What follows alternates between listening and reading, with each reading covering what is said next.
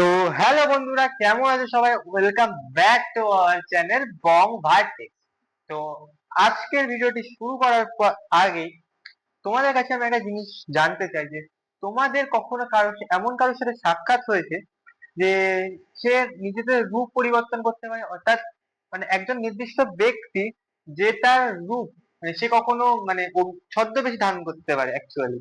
সে কখনো বাইরে সাজতে পারে, কিংবা কখনো পুলিশ সাজতে পারে, কখনো বিরাগী সাজতে পারে, বা কখনো সন্ন্যাসী সাজতে পারে। আজকে আমরা বিশিষ্ট সাহিত্যিক সুবোধ ঘোষের লেখা বহুরূপী গল্পটি পড়বো, যার মধ্যে প্রধান চরিত্র হলো হরিদা। এই হরিদা একজন পেশায় বহুরূপী।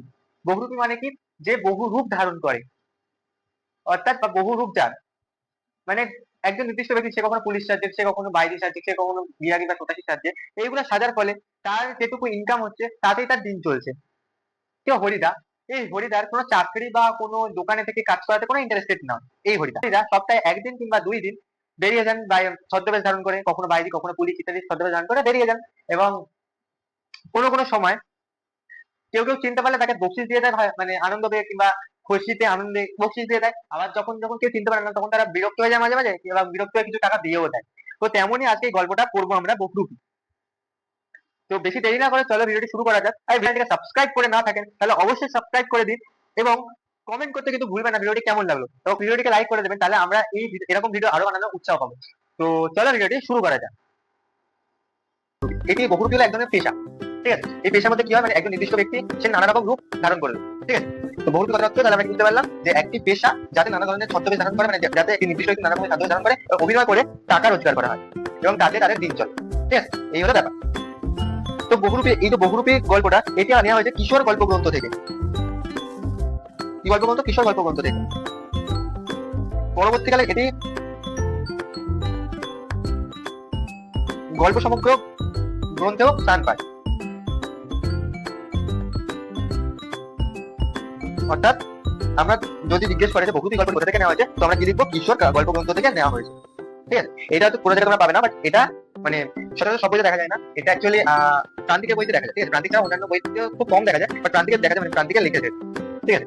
তো বহুরূপী গল্পটি নেওয়া হয়েছে থেকে কিশোর গল্প গ্রন্থ থেকে। পরবর্তীকালে এটি কোথায় স্থান পায়? গল্প সমগ্র গ্রন্থে স্থান পায়, ঠিক আছে? তো এখানে মেন চরিত্র হলো হরিদা, যিনি নানা রকম ছদ্মবেশ ধারণ করে তার দিন চলার মতো সে উপার্জন করে, এবং সে এই পেশাটাকে তার প্রাইস লিস্টের সবার উপরে রেখেছে। মানে সে আর তার কোনো চাকরি বাকরিতে কোনো মন থাকে না, সে চাকরি বাকরিতে কোনো ইন্টারেস্টেড নয়, শুধুমাত্র সে এই বহুরূপী সাজবে সপ্তাহে একদিন কি 2 দিন কি 3 দিন, তাতে তার যা ইনকাম হবে তাতে তার দিন চলে যাবে। এই যে হরিদার বন্ধু একজন কথক, যিনি গল্পটা লিখেছেন। তো বেশি দেরি না করে চলো গল্পটি শুরু করা যাক। হরিদার কাছে আমরা এই গল্প করে বললাম, শুনেছেন হরিদা কি কাণ্ড হয়েছে? অর্থাৎ হরিদার কাছে, আমরা মানে কি, এই যে লেখক, গল্প করে কি বললেন যে শুনেছেন হরিদা শুনেছেন কি যে কি কাণ্ড ঘটেছে।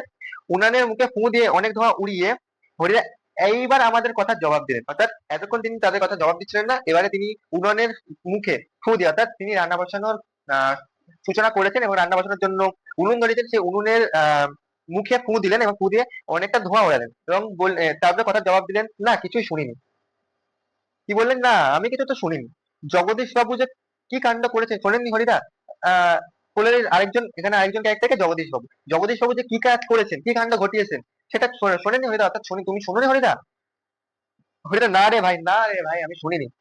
বড় মানুষের কাণ্ডের খবর আমি কেমন করে শুনবো? অর্থাৎ জগদীশ বাবু হলেন একজন খুবই নামী ব্যবসায়ী এবং বড় লোক, এবং তাই হরিদা যেহেতু দিন আনে দিন খায়, তার একবার ছদ্মবেশে মানে একবার বহুরূপী সাজের ফলে যত টাকা ইনকাম হয় তার টাকা মাস চলে যায়। কিন্তু জগদীশ বাবু তো বড় লোক, তো তিনি বলেন যে বড় লোকদের কাণ্ডের খবর আমি কেমন করে শুনবো? আমাকে বলবেই বা কে? আমাকে বলার বা কে আছে তাই বললাম বড় লোকদের খবর? 7 দিন হলো এক সন্ন্যাসী যে বাবুর বাড়িতে ছিলেন, অর্থাৎ 7 দিন হলো একজন সন্ন্যাসী জগদীশ বাবুর বাড়িতে এসে ছিলেন, ঠিক আছে? আমি যে লাইনগুলো ব্র্যাকেট করছি সেই লাইনগুলো থেকে এমসিকিউ আসতে পারে, ঠিক আছে? খুব উঁচু দরের সন্ন্যাসী, হিমালয়ের গুহাতে থাকেন। কোথায় থাকেন সন্ন্যাসী? হিমালয়ের গুহাতে। সারা বছর শুধু একটি হরিতকি খান তিনি, মানে সেই সন্ন্যাসী সারা বছর কি একটি মাত্র হরিতকি খান, আর কিছু খান না, এছাড়া কিছুই খান না। সন্ন্যাসীর বয়সও 1000 বছরের বেশি হবে বলে অনেকে মনে করেন। অর্থাৎ এই যে সন্ন্যাসী এসছেন, যে তিনি 1000 বছর ধরে বেঁচে আছেন বা 1000 বছর বয়সে, তেমনটা অনেকেই মনে করেন। হরিদা হরিদেব বললেন, সন্ন্যাসী কি এখনো আছেন? সন্ন্যাসী কি এখনো জগদীশ বাবুর বাড়িতে কি আছেন এখনো? না চলে গিয়েছেন। কেউ একজন বললো যে না চলে গিয়েছেন, আক্ষেপ করেন হরিদা। হরিদা ভাবে যে এই চা থাকলে একবারকে পায়ের ধুলো নিতাম, অর্থাৎ মানে সে আক্ষেপ করে মানে এই চা যদি থাকতো তাহলে আমি গিয়ে একটু প্রণাম টনাম করতাম, একটা আশীর্বাদ নিতাম, আমার তাহলে জীবনটা ভালো হয়ে যেত। তাই তিনি বলছে যে আক্ষেপ করেন হরিদা। ঠিক আছে, তা পেতেন না হরিদা। সে ভয়ানক দুর্লভ জিনিস। আর দুর্লভ মানে কি, মানে যেটা সহজে পাওয়া যায় না,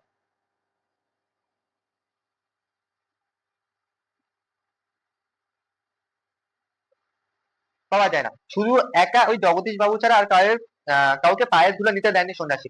এখানে কি বলছেন যে সেই সন্ন্যাসী মানে তার পায়ের ধুলো পাওয়া এতই কঠিন ব্যাপার যে শুধুমাত্র জগদীশ বাবু ছাড়া তার পায়ের ধুলো এখনো পর্যন্ত কেউ নিতে পারেনি। হরিদা কেন, হরিদা জিজ্ঞেস করেন কেন। জগদীশ বাবু একজোড়া কাঠের খড়মে সোনার বোল লাগিয়ে সন্ন্যাসীর পায়ের কাছে ধরলেন।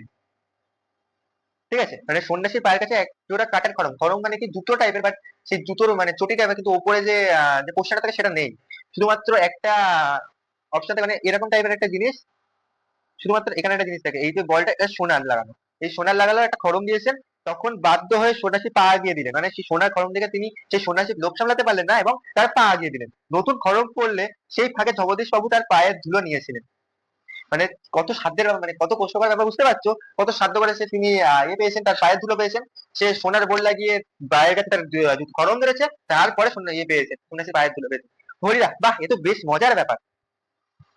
হ্যাঁ, তার সন্ন্যাসীকে বিদায় দেওয়ার সময় জগদীশ বাবু 100 টাকার একটা নোট দিয়ে জোর করে সন্ন্যাসীর ঝোলার ভিতরে ফেলে দিলেন। ঠিক আছে, সন্ন্যাসী হাসলেন আর চলে গেলেন। আচ্ছা, এখানে বলে রাখি যে এই কথাটা বললো কারণ একজন প্রকৃত সন্ন্যাসী কোনোদিন এই 100 টাকার নোটটা নেবেন না। কি দরকার, তিনি তো হিমালয়ে থাকেন, হরি তোকে খেয়ে বাঁচেন, তার এত টাকার দরকার কি, তার সোনার বলবেন দরকার কি, এত মানে দামি দামি জিনিসের দরকার কি? তাহলে কি তোমার মনে হয় সে কি আসল সন্ন্যাসী? সে আসল সন্ন্যাসী নয়, সে একটা বলতে গেলে ভণ্ড। গল্প শুনে খুব গম্ভীর হয়ে গেলেন হরিদা। হরিদা গল্প শুনে খুব গম্ভীর হয়ে গেলেন, অনেকক্ষণ চুপ করে রইলেন। আমরা কি বলছি বা না বলছি সেদিকে হরিদার যেন কোনো কারণই নেই। অর্থাৎ আমি কি বলছি, আমার বন্ধুরা আর যে বন্ধুরা আছে তারা কি বলছে, তার থেকে হরিদার কোনো কারণ নেই, বিন্দুমাত্র আগ্রহ নেই শোনার যে আমরা কি বলে যাচ্ছি। হরিদার উনানের আগুন তখনও বেশ গনগনে হয়ে জ্বলছে।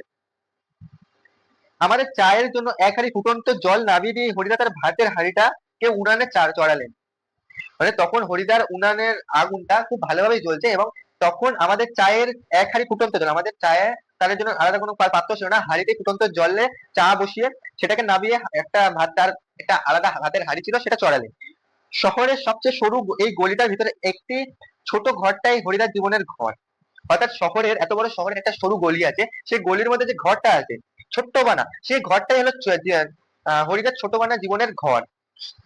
আর আমাদের চারজনের সকাল সন্ধ্যার আড্ডার ঘর, মানে হরিদার ঘরটাই হলো আমাদের আড্ডার আসর, যেখানে বসে আমরা সুখ দুঃখের গল্প করি এবং মজা ঠাট্টা করি। চা চিনি দুধ আমরাই নিয়ে আসি, হরিদা শুধু উনানের আগুনের আঁচে জল ফুটিয়ে দেন। অর্থাৎ চা দুধ, মানে হরিদার অবস্থার ফাইন্যান্সিয়াল কন্ডিশন এতটাই খারাপ যে যে চা চিনি আমরাই নিয়েছি, অর্থাৎ কত নিয়েছে এবং তার বন্ধুরা নিয়েছে, এবং হরিদা তার উনানের আগুনের আঁচে জল ফুটিয়ে দেন শুধুমাত্র, আর কিছু করেন না। খুবই গরিব মানুষ হরিদা, হরিদা খুবই গরিব মানুষ, কিন্তু কাজ করতে হরিদা প্রাণের মধ্যেই যেন একটা বাধা আছে।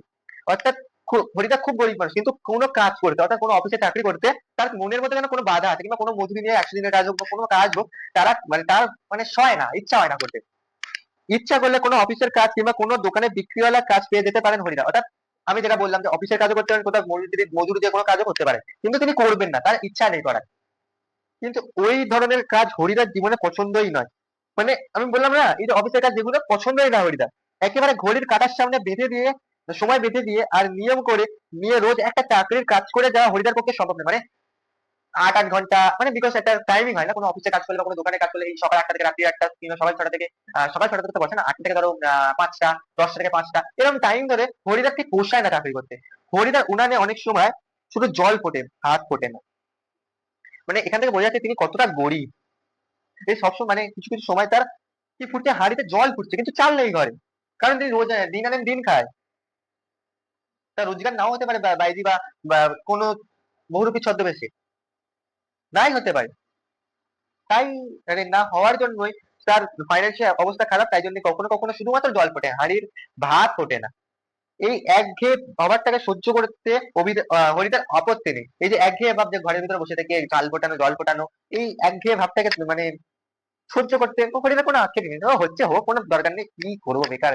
ঠিক আছে, কিন্তু একঘেয়ে কাজ করতে ভয়ানক আপত্তি, কিন্তু এই একঘেয়ে কাজ করতে 8-8 ঘন্টা 5-5 ঘন্টা 10-10 ঘন্টা কাজ করতে হরিদার ভীষণ আপত্তি। হরিদাস জীবনে সত্যি একটা নাটকীয় বৈচিত্র্য আছে, এখান থেকে বড় কোশ্চেনটা, ঠিক আছে? 5 নম্বরে দিয়ে দিতে পারে কিংবা 3 দিয়ে দিতে পারে। হরিদাস জীবনের নাটকের বৈচিত্র্য কি, আর সেটাই হরিদাস জীবনের পেশা নাটকীয় বৈচিত্র্য, অর্থাৎ তার জীবনে একটা আলাদাই বৈচিত্র্য আছে। তিনি নাটকের মাধ্যমে তিনি রোজগার করেন, কিংবা পেশা মানে কি বলবো, তার পেশা হলো তার নাটক, নাটকের মানে তার অ্যাবিলিটি, তার অভিনয়। হরিরাম মাঝে মাঝে বহুরূপী সেজে যেটুকু রোজগার করেন, অর্থাৎ তিনি বললাম প্রথমেই বললাম তিনি বহুরূপী, তিনি সেটা সেজে যতটুকু রোজগার করেন তাতেই তার হাড়ির দাবি মিটিয়ে দেওয়ার চেষ্টা করেন, অর্থাৎ এই যে হাড়িতে যে চালের দাবিটা যতটা দরকার সেই দাবিটা মিটিয়ে দেওয়ার চেষ্টা করেন। মাঝে মাঝে সত্যি উপোস করেন হরিদা, অর্থাৎ মাঝে মাঝে কখনো সময় যদি রোজগার নাই হয় তাহলে তার কি উপোস করতেই হবে। তারপর একদিন হঠাৎ আবার সকালে কিংবা সন্ধ্যায় বিচিত্র ছদ্মবেশে অপরূপ হয়ে পথে বের হয়ে পড়েন, অর্থাৎ কখনো এবার কোন দিন এই করতে করতে কোন দিন হঠাৎ তার মনে হলো যে আমি আজকে ভাইজির সাথে অভিনয় করবো এবং আমি রোজগার করতে যাবো, এইবারে তিনি বেরিয়ে যান, ঠিক আছে? কোনো সন্ধ্যায় কিংবা সকালে বেরিয়ে গেলেন ছদ্মবেশে। কেউ চিনতে পারে না, যারা চিনতে পারে তারা 1 আনা 2 আনা বকশিস দিয়ে যায়, যারা চিনতে পারে না তারা হয় কিছু দেয়ই না, কিন্তু বিরক্ত হয়ে 2 একটা পয়সা দিয়ে দেয়। অর্থাৎ এখানে এনে তার এতটাই মানে অ্যাবিলিটি অভিনয় করা, মানে এতটাই পক্ত অভিনেতা তিনি যে সে বহুরূপীর সাথে তাকে কেউ চিনতে পারে না, যদি কেউ চিনতে পারে তাকে ভালোবেসে কিছু একটা দিয়ে দেয়, মানে কোনো টাকা দিয়ে দেয়, বকশিস দিয়ে দেয়, 2 আনা 1 আনা বকশিস দিয়ে দেয়। আর যারা চিনতে পারে না তারা কিছুই দেয় না, তার কপালে কিছুই জোটে না, বিরক্ত 2টো পয়সা দিয়ে যায়। বারবার করে আসছে, বারবার করে অভিনয় করছে, বিরক্ত 1-2 পয়সা দিয়ে দিল। একদিন চকের বাস স্ট্যান্ডে কাছে দুপুর বেলাতে একটা আতঙ্কের হল্লা বেজে উঠেছিল। একটা উন্মাদ পাগল, এই উন্মাদ পাগলকে, এটা হলেন হরিদা, যিনি বহুরূপী সাজে সেজেছেন উন্মাদ পাগল রূপে। তার মুখ থেকে লালা ঝরে পড়ছে, চোখ দুটো কটকাটে লাল, তার কোমরে একটা ছেঁড়া কম্বল জড়ানো, গলায় টিনের কৌটোর একটি মালা। পাগলটা একটা থান ইট তুলে বাসের উপরে বসা যাত্রীদের দিকে তেড়ে যাচ্ছে, চেঁচিয়ে উঠছে যাত্রীরা, 2 একটা পয়সা করে ফেলে দিচ্ছে। মানে তিনি কি করলেন, এই করতে করতে একদিন কি করলেন, তিনি পাগল সাজলেন। তার গলায় টিনের মালা, তার মুখ থেকে লালা ঝরছে, তার চোখগুলো কটমটে লাল, তার ছেঁড়া কম্বল জড়ানো এবং একটা থান ইট মানে মানে পুরো বড় ইট নিয়ে বাসে বসে থাকা। বাস স্ট্যান্ডে, যেহেতু বাস স্ট্যান্ডে দুপুর বেলাতে বলেছে, তাই বাস স্ট্যান্ডে সে ইটে ওখানে বাস ছাড়বে, বাসের দিকে ইট নিয়ে তেড়ে যাচ্ছে। তো যাত্রীরা ভয় পেয়ে মানে ভয় পাচ্ছে যে কখন নাকি মেরে যায়, কখন কি লেগে যায়, তাই তিনি তারা কি করছে, তাই তারা পয়সা ছুড়ে ছুড়ে দিচ্ছে। একটু পরেই বাসের ড্রাইভার কাশিনাথ ধমক দেয়, এবার বাসের ড্রাইভারকে কাশিনাথ, এটা কিন্তু এনটিকিতে আসতে পারে। খুব হয়েছে হরি, এবার সরে পড়ো, মানে এইবার অনেক হয়েছে হরি, এবার সরে পড়ো তুমি, মানে কাশিনাথ বুঝতে পেরেছে এটা হরিদা, এই পাগলটা হরিদা, অন্যদিকে যাও। হ্যাঁ, ওটা কি বহুরূপী? বাসের যাত্রীরা কেউ হাসে, কেউ আবার বেশি বিরক্ত হয়, কেউ আবার বেশ বিস্মিত। সত্যি খুব চমৎকার পাগল সাজতে পেরেছে লোকটা, অর্থাৎ মানে তার বললাম না তিনি এতই পক্ত অভিনেতা, মানে তাকে দেখে বোঝা যাচ্ছে যে তিনি সত্যি পাগল সাজতে পেরেছেন, ঠিক আছে? এবার কি, হরিদার জীবনে এরকম বহু রূপের খেলা দেখিয়ে এরকম চলে যাচ্ছে, অর্থাৎ বহু মানে হরিদার জীবন এরকম বহুরূপী সেজে সেজে বহু নানা রকম সেজে চলে যাচ্ছে, কেটে যাচ্ছে দিন। এই শহরের জীবনের মাঝে বেশ চমৎকার ঘটনা সৃষ্টি করেন বহুরূপী হরিদা। এই যে শহর, এই শহরের মাঝখানে বিভিন্ন রকম বিভিন্ন ভাবে সেজে বিভিন্ন রকম সৃষ্টি করেন হরিদা। সন্ধ্যার আলো সমবেত জ্বলছে, সন্ধ্যার আলো চারিদিকে জ্বলছে, দোকানে দোকানে লোকজনের ব্যস্ততার মুখরতা জমে উঠেছে। হঠাৎ পথের উপরে একটি ঘুঙরু হঠাৎ একটি পথের উপরে ঘুঙুরের মিষ্টি শব্দ ঝুমঝুম করে বেজে বেজে চলে যেতে থাকে, অর্থাৎ মানে কেউ যেন হেঁটে যাচ্ছে, তার পায়ে যে নাচের সময় যে মোটা কি বলবো যে নুপুরটা পড়ে সেটাকে ঘুঙরু বলা হয়, নাচের সময় পড়া, ঠিক আছে? এই এটা পরে কেউ হেঁটে যাচ্ছে, এক রূপসী বাইজি মানে সুন্দরী বাইজি, বাইজি মানে যে নাচ দেখে, প্রায় নাচতে নাচতে চলে যাচ্ছে, মানে এই রূপসী বাইজি নাচতে নাচতে যাচ্ছেন। শহরে যারা নতুন এসেছে তারা 2 চোখ বড় বড় করে তাকিয়েছে, কিন্তু দোকানি হেসে ফেলে হরির কাণ্ড। অর্থাৎ এই যে বাইজি, এই বাইজিকে, এই বাইজি হলো হরিদা। এই হরিদা কি বাইরে সেজে চারিদিকে ঘুরে বেড়াচ্ছে এবং শহরে যারা নতুন এসছে তাদের তাক লাগিয়ে দিচ্ছে তার অভিনয়ের মাধ্যমে। হ্যাঁ, এটা বহুরূপী নাকি? কারো কারো মুগ্ধ চোখের মুখভঙ্গ হয়, মানে কেউ বুঝতে পারে এটা তো মেয়ে নয়, এটা তো ছেলে, এরকম তিনি বহুরূপী সেজেছেন, মানে মানে একজন ছেলে একজন মেয়ে সেজেছেন, বাইরে সেজেছেন, মানে হরিদা বাইরে সেজেছেন। আর যেন বেশ একটু হতাশ স্বরে প্রশ্ন করে ওঠেন, এরকম বাইরে সেজে উঠলে একজন বহুরূপী সেজে আমাদের ধোকা দিয়ে দিল শেষ পর্যন্ত, ইস এটা ঠিক কথা না, মানা যায় না। বাইরের ছদ্মবেশে ছিলেন হরিদার রোজগার মন্দ হয়নি, মোস্ট ইম্পর্টেন্ট লাইন, মোট 8 টাকা 10 আনা পেয়েছিলেন, ইম্পর্টেন্ট লাইন, ঠিক আছে? আমরাও দেখেছিলাম এক একটা দোকানের সামনে গিয়ে দাঁড়াচ্ছে সেই রূপসী বাইজি, মুচকি এসে আর চোখ টিপে একটা ফুলসাজি এগিয়ে দিচ্ছে, দোকানদারও হেসে একটা সিকি তুলে বাইজির হাতের ফুলসাজির উপর ফেলে দিচ্ছে। মানে মানে তার ফুলসাজি বলতে গেলে সেই কি বলবো মানে অ্যাকচুয়ালি ওই অনেকগুলো ফুলের গোছে এগিয়ে দিচ্ছে, তার উপর কিছু টাকা রেখে দিচ্ছে। কোনোদিন বাউল, কোনোদিন কাপালি, কোনোদিন বাউল সাজছেন হরিদা, কোনোদিন কাপালি সাজছেন, কখনো বোচকা কাঁধে বুড়ো কাবুলিওয়ালা, কোনোদিন কাবুলিওয়ালা সাজছেন, কখনো হাফ প্যান্ট কোট পেটলুম করা ফিরিঙ্গি কেরামিন সাহেব, ঠিক আছে, মানে এখানে বাইরের সাহেব। একবার পুলিশ সেজে দয়ালবাবুর লিচু বাগানের ভিতরে দাঁড়িয়েছিলেন হরিদা। তাহলে পুলিশ সেজে কোথায় দাঁড়িয়েছিলেন? দয়ালবাবুর লিচু বাগানে। ইম্পর্টেন্ট লাইন, ঠিক আছে, এমসিকিউ আসতে পারে। স্কুলে 4টে ছেলেকে ধরেছিলেন, ভয়ে কেঁদে ফেলেছিল ছেলেটি। মানে একদিন তিনি দয়ালবাবুর লিচুর বাগানে মানে কয়েকজন ছেলে কি করে লিচু পাড়তে গেছিল, এবং তিনি কি করেছেন, পুলিশ ছেলে তাদেরকে ধরেছেন। এবং আর স্কুলের মাস্টার এসে সেই নকল পুলিশের কাছে ক্ষমা চেয়েছিলেন। মানে এমন বহুরূপী সেজেছিলেন, অর্থাৎ মানে তাই না, চিনতেই পারিনি, ঠিক আছে। এবারের মতো মাফ করে দিন ওদের, মানে যেটা মানে মাস্টারমশাই বলছেন যে এবারে আমাদের মাফ করে দিন, কিন্তু 8 আনা ঘুষ নিয়ে তারপর মাস্টার অনুরোধ রক্ষা করেছিলেন সেই নকল পুলিশ হরিদা। সেই নকল পুলিশ হরিদা সেই মাস্টারের কাছ থেকে 8 আনা ঘুষ নিয়েছিলেন, 8 আনা, তারপরে ছেড়েছিলেন, ঠিক আছে। মানে তার অভিনয় এতটাই তিনি পক্ত, মানে তাকে কেউ ধরতে পারেনি, স্কুলের টিচার পর্যন্ত ধরতে পারেননি তাকে। পরের দিন অবশ্য স্কুলের মাস্টারমশাই জানতে বাকি থাকেনি, মানে তার স্কুলের মাস্টারমশাই পরের দিন মানে জেনে গেছিলেন যে এটা হরিদা ছিল, কাকে তিনি 8 আনা ঘুষ দিয়েছেন। কিন্তু মাস্টারমশাই একটু রাগ করেনি, বরং একটু তারিফই করলেন, বাহ সত্যি খুব চমৎকার পুলিশ ছিল হরি, ঠিক আছে। মানে যে তিনি যে মানে হরিদা যে পুলিশ ছিল সেটা চমৎকার দেখতে লাগছিল, মানে তাকে কে ধরতেই পারেনি সেটা নকল পুলিশ। সেটাই তার মানে তার মাস্টারমশাই না, সেই মাস্টারমশাই তার কথায় মানে তার এই অভিনয়কে প্রশংসা করলেন। আজ এখন কিন্তু আমরা ঠিক বুঝতে পারছি না হরিদা এত গম্ভীর হয়ে উঠেছে কি ভাবছেন। মানে আজকে আমরা বুঝতে পারছি না কি হয়েছে, হরিদা কি ভাবছেন এত গম্ভীর ভাবে। সন্ন্যাসী গল্পটা শুনে কি হরিদার মাথায় নতুন কোনো মতলব ছটফট করে উঠেছে? এই সন্ন্যাসীর কথা শুনে নতুন কি কোনো মতলব উঠেছে? ঠিকই, আমাদের সন্দেহ মিথ্যা নয়, আমরা ভুল ভাবছি না। তিনি এটাই ভাবছেন যে সন্ন্যাসীর কথা। হরিদা বলেন, আজ তোমার একটা জবর খেলা হবে। মানে কি করবেন তিনি? তিনি সন্ন্যাসী সাজবেন বা বিরাগী সাজবেন। আমাদের দেখিয়ে আপনার লাভ কি হরিদা? তখন বন্ধুরা জিজ্ঞেস করছে, আচ্ছা আমাদের দেখে আপনার লাভ কি? আমরা তো দুটো পয়সাটুকুও দেবো না তোমাকে। তুমি রোজগার করবে, তুমি বাইরে গিয়ে দেখো না, আমরা কি করবো? আমাদের কাছ থেকে একটা সিগারেট সেব কিছু তো পাবেন না, মানে আমরা তো সিগারেটের বেশি চেয়ে বেশি কিছু দিতেও পারবো না তোমাকে। হরিদা, না তোমাদের দেখাবো না, আমি বলছি সেখানে তোমরা মানে তোমরা সেখানে থাকো, তাহলে দেখতে পাবে। কোথায়? হরিদা বলেন, না না না, আমি তোমাদের দেখাবো না, আমি বলছি আমি তোমাকে একটা জায়গা বলেছি, সেখানে থাকো তোমরা, তাহলে তুমি দেখতে পাবে। হরিদা, আজ সন্ধ্যায় জগদীশ বাবুর বাড়িতে। কোথায়? জগদীশ বাবুর বাড়িতে। অর্থাৎ জগদীশ বাবুর বাড়িতে খেলা দেখবার জন্য আপনার এত উৎসাহ জেগে উঠলো কেন? এবার গল্পের কত জিজ্ঞেস করছি, জগদীশ বাবুর বাড়িতে কেন? রাস্তায় দেখান, আপনি তো রাস্তায় দেখান সবসময়। হরিদা হাসেন, মোটা মতন আদায় করে নেবো, মানে তার বকশিস মানে মোটা মানে সন্ধ্যা এখানে এই কথাটা মানে এখান থেকে এলো, ঠিক আছে। এই যে 100 টাকার নোট জোর জবরদস্তি দিয়েছিলেন, এই 100 টাকার নোট এই সেখান থেকে মানে সেখান থেকে একটা পয়েন্ট এলো যে আমি তাহলে কিছুটা মোটা মতন জোগাড় করে নেবো, কিন্তু শেষ পর্যন্ত তিনি নেননি কিছু। বুঝতেই তো পারছো, পুরো দিনটা রূপ ধরে ঘুরে বেরিয়েও 2-3 টাকা বেশি হয় না। একবার বাইরে শেষে অবশ্যই বেশি পাওয়া গেছিল, কিন্তু ওতেই বা কি হবে? ঠিকই বলেছেন হরিদা, সপ্তাহে বড় জোর একটা দিন বহুরূপী সেজে পথে বেরোন হরিদা, কিন্তু তার 7 দিনে পেট জ্বালাবার মতো রোজগার হয় না, ঠিক আছে। এবার এখান থেকে একটা কোশ্চেন আসছে যে সপ্তাহে বড় জোর কটা দিন হরিদা বের হন বাইজি সেজে, বা বাইজি বলছি বহুরূপী সেজে, ঠিক আছে, ইম্পর্টেন্ট কোশ্চেন, ঠিক আছে। কিন্তু তাতেও তার 7 দিনে পেট চালবার মতো হয় না। একদিনে 2-3 টাকা রোজগার করে কি 7 দিন চলে যাবে? চলে যাবে? এটা কোনোদিন হয় না, না। এটাই ব্যাপার। হরিদান বলেন, না, একদম হরিদা বলছেন না, এবার আর কাঙালের মতো পেতে বকশিস নেওয়া নয়। এবার আর কাঙাল মানে ভিক্ষা করে আর বকশিস নেওয়া নয়, এবার মারি তো হাতি, লুটি তো গন্ডার। মানে এইবারে আমি মারবো তো হাতি মারবো, লুটি তো ভান্ডারি লুটবো। সরি, গন্ডার বলে ফেলেছি, মানে ভান্ডার হবে, ঠিক আছে। মানে এবার মারি তো হাতি, লুটি তো ভান্ডার। মানে ভান্ডারে অনেকটা টাকা থাকে, মানে লুটবো যখন বেশি করে লুটবো, আর যদি মারি তো হাতি মারবো, বড় কিছুই মারবো, মানে বড় একটা কিছু একটা আদায় করেই ছাড়বো। এবারে যা ঝলে নেবো, আজ এবারে এবারে যা ঝেলে নেবো তাতে আমার সারা বছর চলে, মানে এই একবারে যা নেবো সারা বছর চলে যাবে আমার, ঠিক আছে। কিন্তু সে কি করে সম্ভব? জগদীশ বাবু ধনী মানুষ বটেন, কিন্তু তার কৃপণ মানুষ। মানে কৃপণ মানে কি, তিনি মানে কিপ্টে টাইপের, মানে তিনি ধনী হতে পারেন কিন্তু তার হাতে টাকা বেরোয় না। হরিদাকে একটা যোগী সন্ন্যাসী কিংবা বৈরাগী শাস্ত্রে দেখে কত আর খুশি হবেন জগদীশ বাবু। মানে একজন বৈরাগী শাস্ত্রে দেখে, একজন সন্ন্যাসী শাস্ত্রে দেখে হরিদা এই অভিনয় দেখে তার এই কৃপণ লোকটি কতটা আর খুশি হবে। আর খুশি হলে বা কতখানা বকশিস দেবেন?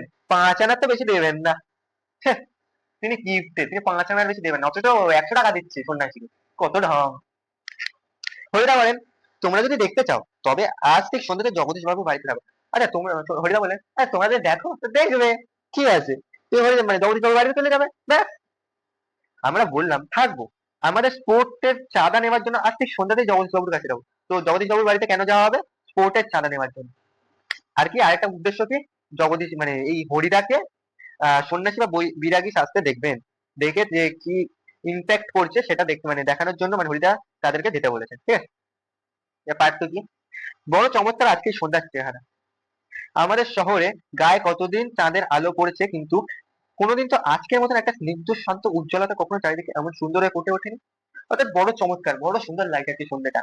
আমাদের শহরের গায়ে, মানে এই আমাদের এই শহরে চাঁদের আলো তো অনেক পড়েছে, কিন্তু আজকের মতো শান্ত, এত পরিস্পুষ্ট, এত শান্ত মানে স্নিগ্ধ, চারিদিক সুন্দর করে ফুটে ওঠা চাঁদের আলো কোনোদিন মানে কোনোদিন পাওয়া যায়নি। হুড় করে বাতাস বইছে, মানে আস্তে আস্তে হালকা হালকা বাতাস বইছে। জগদীশ বাবুর বাড়িতে সব গাছের পাতা ঝিরঝির শব্দ করে কি যেন বলতে চাইছে। জগদীশ বাবুর বাড়িতে এই যে হাওয়া হচ্ছে আস্তে আস্তে, এই হাওয়ার পাতাগুলো ঘষা লেগে কিছু একটা বলতে চাই। জগদীশ বাবুর বাড়ির বারান্দাতে মস্ত একটা আলো জ্বলছে, জগদীশ বাবুর বারান্দাতে মস্ত একটা আলো জ্বলছে। সেই আলোর কাছে একটা চেয়ারের উপর বসে আছেন জগদীশ বাবু। একটা চেয়ারের উপর কে বসে আছেন? জগদীশ বাবু বসে আছেন। সাদা মাথা, সাদা দাড়ি, সৌম্য শান্ত জ্ঞানী মানুষ জগদীশ বাবু। জগদীশ বাবু কি সৌম্য শান্তি, মানে একদম সুশীল শান্ত মানুষ, একদম জ্ঞানী ব্যক্তি জগদীশ বাবু। জগদীশ বাবুর মধ্যে এই মানে এই বৈশিষ্ট্য আমরা লক্ষ্য করে থাকি। 2 নম্বরের কোশ্চেন আসতে পারে বা 1 নম্বরের কোশ্চেন আসতে পারে। আমাদের আমরা আমাদের স্পোর্টের চাঁদার খাতা থেকে জগদীশ বাবুর হাতে তুলে দিয়ে দাঁড়িয়ে আছি। চমকে উঠলেন হরিদা, এই সরি, চমকে উঠলেন জগদীশ বাবু। বারান্দার সিঁড়ির দিকে তাকিয়ে জগদীশ বাবুর 2 বিস্মিত চোখ আপলক হয়ে গেল, মানে চোখে পলক পড়লো না। তিনি দেখলেন যে বারান্দার সিঁড়ির দিকে তিনি তাকিয়ে রয়েছেন, কিন্তু পলক পড়ছে না। কেন চমকে উঠলেন? দেখেনি কেন? আমরা চমকে উঠেছি বই কি, আশ্চর্য হয়েছি, একটু ভয়ও পেয়েছি। কারণ সত্যিই যে বিশ্বাস করতে পারছি না, সিঁড়ির কাছে সে দাঁড়িয়েছে, সে কি সত্যিই হরিদা? অর্থাৎ সে মানে কবি মানে কি গল্পের কথক বিশ্বাস করতে পারছেন যে না, যে এই সিঁড়ির কাছে যে এসে দাঁড়িয়েছে, সে কি আদেও হরিদা? এই সন্ন্যাসী, এই বিরাগী আদেও কি হরিদা হতে পারেন? ও চেহারা সত্যি কোনো বহুরূপী হতে পারে? ওটা কি সত্যি বহুরূপী হতে পারে?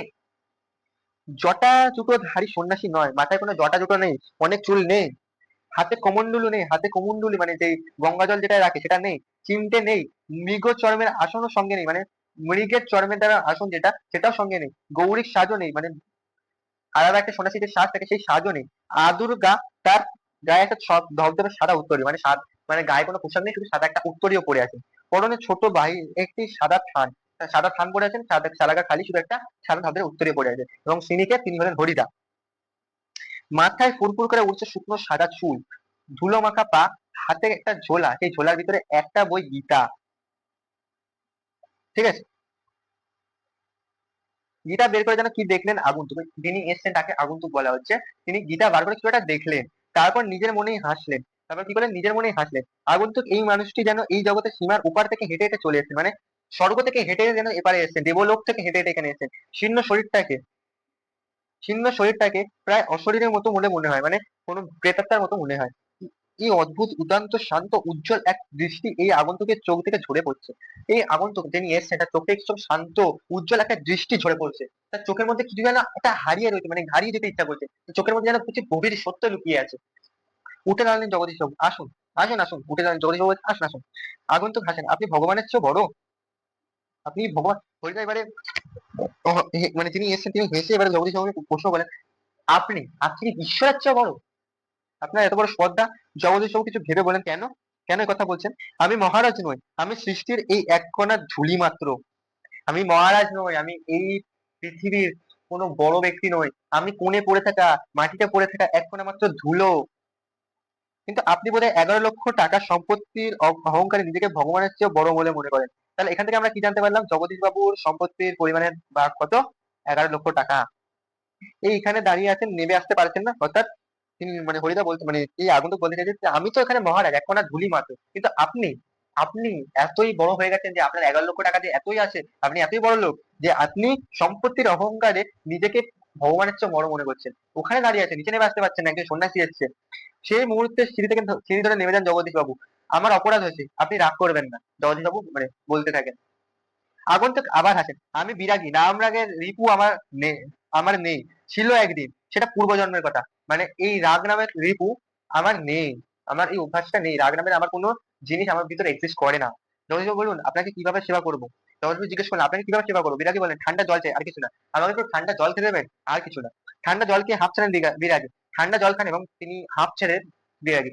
এদিকে ভাবতোষ আমার কানের কাছে ফিসফিস করবেন, তো আমরা একজনের নাম কি পেলাম? ভাবতোষ। ভবতোষ একজনের বন্ধু, হরিদার বন্ধু।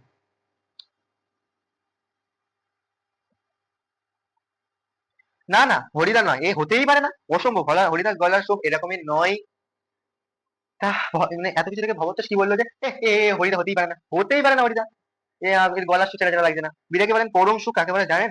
বিরাগী কোশ্চেন করলেন, পরম সুখ কাকে বলেন জানেন? সব সুখের বন্ধন থেকে মুক্ত হওয়া, মানে পৃথিবীর যত টান আছে, যত মায়া আছে, সব থেকে মুক্তি হয়ে যায়, সেটাই তো পরম সুখ। ভাবো তো, স্নানের কাছে মুখ এনে বললে অনাদি দিয়ে অনাদি বলে, শুনছো তো? এইসব ভাষা কি হরিদার মুখে হতে পারে? অনাদিওকে, অনাদিও হলো হরিদার বন্ধু।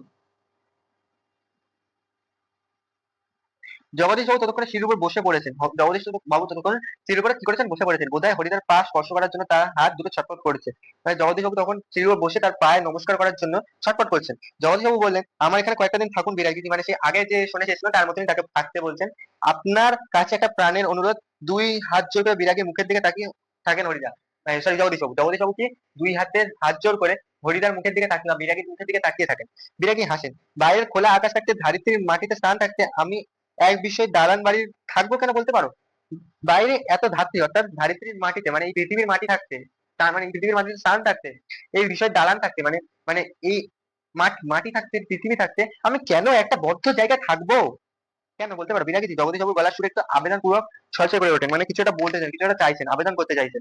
বিরাগী বলেন, না, আপনার কাছে জল খেয়েছি, এটাই যথেষ্ট। বিরাগী বলেন, না, আমি আপনার এখানে জল খেয়েছি, এইটুকু যথেষ্ট আমার। পরমাত্মা কল্যাণ করুক, পরমাত্মা মানে ভগবান আপনার কল্যাণ করুক, কিন্তু আপনার এখানে থাকা আমার পক্ষে সম্ভব না, কিন্তু আমার আপনার এই বাড়িতে থাকা আমার সম্ভব না।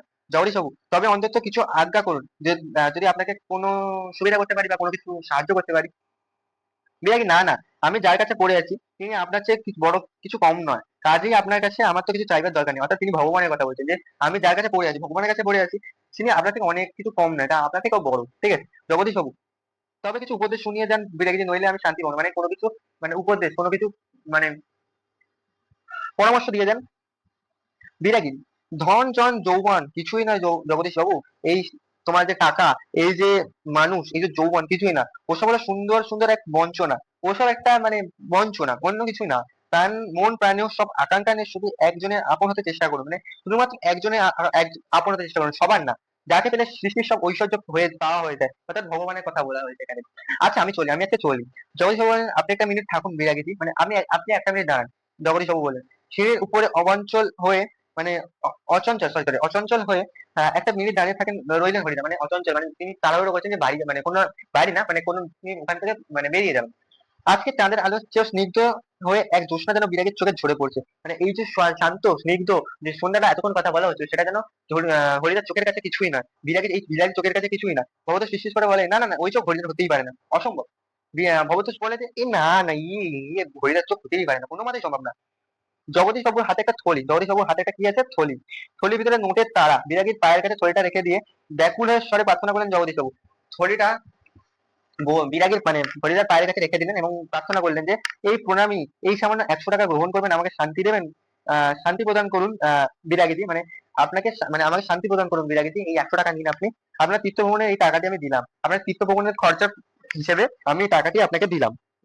বিরাগী হাসেন, আমার বুকের ভিতরে যেন সব তীর্থ, আমার বুকে, বিরাগী হাসেন, আমার বুকের ভিতরেই সব তীর্থ। 11-এ তোমরা একটা কবিতা পড়তে পারবে, সাম্যবাদী বলে, ঠিক আছে? সেই সাম্যবাদী কবিতা এরকম একটা লাইন আছে, যে আমার বুকের ভিতরে যে সব তীর্থ, ঠিক আছে? ভ্রমণ করে দেখবার তো কোনো দরকার হয় না, ভ্রমণ করে ঘুরে বেড়ানোর কোনো দরকার তো হয় না। জগদীশ বাবু, আমার অনুরোধে বিরাগী যে, জগদীশ বাবু বলেন, আমার অনুরোধ, প্লিজ প্লিজ, মানে দয়া করে আমার নিয়ে নিন এই টাকাটা। বিরাগী বলেন, আমি যেমন অনায়াসে ধুলো মারিয়ে চলে যেতে পারি, তেমন অনায়াসে সোনা মারিয়ে চলে যেতে পারি। আমার কাছে ধুলোও যা, সোনাও তাই। বলতে বলতে সিঁড়ি থেকে নেমে গেলেন হরিদা। 100 টাকা থলিটা সিঁড়ির উপরে পড়ে রইলো, সেদিকে ভুলে একবার তাকালেন না। মানে তিনি বোঝালেন যে একজন সন্ন্যাসী কোনোদিন লোভী হতে পারেন না, যে একজন সন্ন্যাসী কোনোদিন 100 টাকা প্রণামী নিতে পারেন না, একজন সন্ন্যাসী কোনোদিন সোনার উপরে লোভ দেখাতে পারেন না। তার কাছে শুধুমাত্র তিনি সমাজের এক কোণা মানে ধুলো, তার সবকিছু তার হৃদয়ের মধ্যে, ঠিক আছে? তার বিশেষ কিছু চাইবার নেই। এবারে এই যে জায়গাটা ফিক্সড হচ্ছে তোমার হরিদার বাড়িতে। কি করছেন হরিদা? কি হলো? কই আজ বলেছিলেন ডবল খেলা দেখাবেন, সে কথা তো ভুলেই গেলেন। কত বলছেন, কি হলো হরিদা? তোমার তো একটা কথা, খেলা দেখানোর কথা ছিল, তুমি ভুলেই গেলে। আজকে সন্ধ্যাটা ঘরে বসে কাটিয়ে দিলেন কেন? বলতে বলতে আমরা সবাই হরিদার ঘরে ঢুকলাম, যে এই কথাটা বলতে বলতে হরিদা উনানের আগুন তখন বেশ গনগনে হয়ে জ্বলছে, মানে ভালোভাবে জ্বলছে। উনানের উপর হাঁড়ি রেখে চাল ফুটছে, উনানের উপর হাঁড়ি রেখে চাল ফুটছে, আর একটা বিড়ি ধরিয়ে নিয়ে হরিদা চুপ করে বসে আছে। মানে হরিদা একটা বিড়ি ধরিয়ে চুপ করে বসে আছেন, ঠিক আছে? কি ধরিয়ে বসে আছেন? হরিদা বিড়ি ধরিয়ে। আমাদের দেখতে পেয়ে লজ্জিত ভাবে হাসলেন। কি আশ্চর্য, চমকে ওঠে ভগত। হরিদা, আপনি তাহলে সত্যি বেরোয়েছিলেন? আপনিই বিরাগী? হরিদা হাসেন, হ্যাঁ রে ভাই, আমিই বিরাগী। ওই তো সাদা উত্তরিতা পড়ে রয়েছে মাদুরের উপর, ওই যে ঝোলাটা ওই সেই গীতা। অনাদি বলে, এ কি কাণ্ড করলেন হরিদা! জগদীশ বাবু অত টাকা সাজলেন, অথচ আপনি একেবারে খাঁটি সন্ন্যাসীর মতো সব তুচ্ছ করে বললেন। মানে তিনি ভদ্র মতন সাজেন, তিনি খাঁটি সন্ন্যাসীর মতো সেরেছেন। ঠিক আছে, তিনি তাই অনাদি কোয়েশ্চেন করলে যে তাহলে এই অত টাকা দিলেন, দিতে চাইলেন, তুমি কিন্তু নিলে না সাধু সন্ন্যাসীর মতো। হরিদা কি আর করবো বলো, ইচ্ছে হলো না, সব শত হোক ভগবত কি। হরিদা শত হোক, একজন বিরাগী সন্ন্যাসী হয়ে টাকা ফাঁকা কি স্পর্শ করি বলতো, তাতে আমার ঢং নষ্ট হয়ে যায়। ইম্পর্টেন্ট কোয়েশ্চেন, 5 নম্বর কিংবা 3 নম্বর আসতে পারে। অর্থাৎ এই যে ঢং নষ্ট হয় আমার, আমি কি এত টাকা লোভ করে নিতে পারি? আমার ঢং কি, আমি এক জায়গায় যাবো, বেরোবো, আমার 2-3 টাকা রোজগার হবে, ব্যাস, এটা এটুকুই, আমার বেশি লোভ নেই। কেন আমি বেশি করে লোভ করে আমি ঢং নষ্ট করতে যাবো, আমার এই আহ বিশেষ কথা, বিশেষ অভিনয়টা নষ্ট করতে যাবো? কি অদ্ভুত কথা বললেন হরিদা, হরিদা কি অদ্ভুত কথা বললেন! হরিদা এই কথার সঙ্গে তর্ক চলে না, এই কথার সঙ্গে কোনো তর্ক চলে না। আর বুঝতে অসুবিধা নেই, হরিদার জীবনে ভাতের হাড়ির মাঝে শুধু জল ফুটিয়ে সারা সারা হবে। অদৃষ্ট কখনো হরিদার এই ভুল ক্ষমা করবেন না। অদৃষ্ট মানে যিনি দৃষ্টবান নয়, মানে ভগবান এই ভুল কখনো ক্ষমা করবেন না। এই যে সুযোগটা তিনি ছেড়ে দিলেন, এই ভুলের জন্য তাকে কোনোদিন ক্ষমা করেন না। অনাদি বলে, কিন্তু আপনি কি জগদীশ বাবুর কাছে কি কখনো হেসে ওঠেন হরিদা? যাবোই তো, কি না গিয়ে উপায় কি, গিয়ে অন্তত বকশিসটা দাবি করতে হবে। তো বকশিস মানে কি, তার কাজে খুশি হয়ে যে টাকাটা দেবেন তিনি খুশি হয়ে, সেটা কথা বলেছেন। বকশিস সেটি হচ্ছে ভবতোষ, ভবতোষ সেটি বকশিস, সেটা তো বড় লোকের 8 আনা কিংবা 10 আনা, মাত্র 10 আনা। হরিদা বিবির মুখে লজ্জিত ভাবে হাসেন। কি আর করা যাবে বলো, খাঁটি মানুষ তো নয়।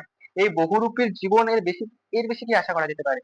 লাস্টের দিক থেকে তিনি হাসলেন, কিন্তু আক্ষেপ প্রকাশ করলেন যে এই বহুরূপীর জীবনে 7-8 টাকা আনার বেশি কি আর হতে পারে। তো এই হলো আমাদের বহুরূপী গল্প, বেশি কিছু না, এই ব্যাপার। তো প্রথমে বললাম যে বহুরূপী কথার অর্থ কি, যে বহুরূপী মানে হলো বহুরূপ যা, অর্থাৎ একজন ব্যক্তি যার অনেক রূপ ধারণ করে, এবং সেই হিসেবে তিনি তার মানে এটাই তার মূল পেশা, এর জন্য তিনি অভিনয় করেন, মানে এই বহুরূপী হিসেবে তিনি অভিনয় করেন এবং টাকা রোজগার করেন। এটি কিশোর গল্প গ্রন্থ থেকে নেওয়া হয়েছে, পরবর্তীকালে এটি গল্প সংগ্রহ গ্রন্থেও স্থান পায়। ঠিক আছে, এই হলো আমাদের আজকের বহুরূপী গল্প।